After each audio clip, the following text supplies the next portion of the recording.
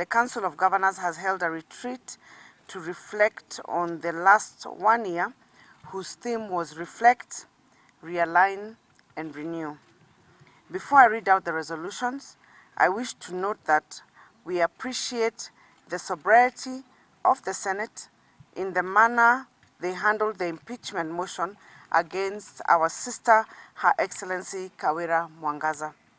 This is a great win for devolution, as the Senate has upheld the threshold for the removal of a governor.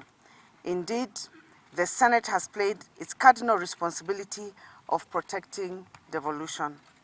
Ladies and gentlemen, as you have heard us mention, that one of the things I said is that we are requesting Parliament to expedite the law.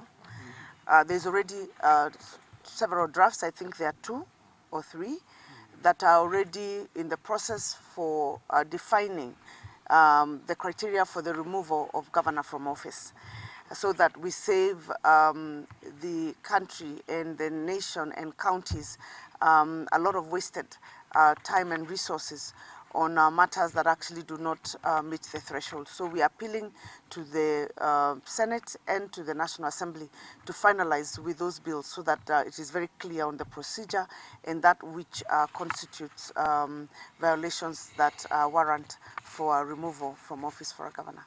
As the chair has said, what we are seeking is legislation that sets the threshold for impeachment of a governor. I think this is very critical, so that we can save the country a lot of this drama in a lot of these counties.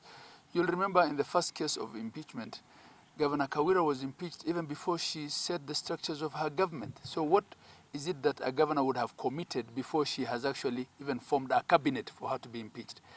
You know, we shouldn't be impeaching each other because we don't like each other or because we had a rough battle in the elections. And this is why it's important to set an objective criteria, which then establishes a predictable sort of threshold as to what constitutes, an impeachable offense. That's that. On the economy, of course, we appreciate that there are global challenges, and that those also are having an effect on us as a country. Our shilling isn't doing well, and of course that has pervasive effect on a lot of things. The price of fuel and all these things also affect us as counties, because we also, in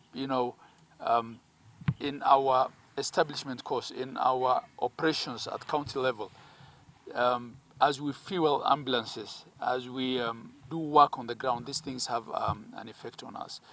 And we, through the IBEC, will work together with the national government to try and see what it is that we need to do, because the question of the cost of living for ordinary Kenyans is a question for all of us. And on these conditional grants, as Chair observed in her resolutions that she read out, these are also things that have an effect on the flow of money in the economy.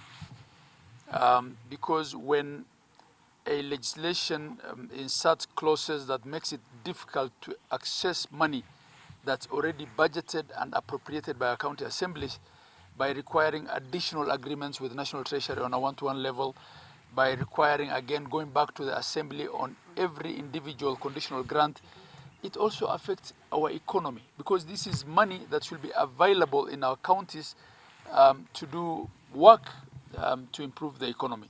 So I think we'll leave it at that for now, but we are willing to work with national government to try and see what it is that we need to do. We are also leadership at the executive level.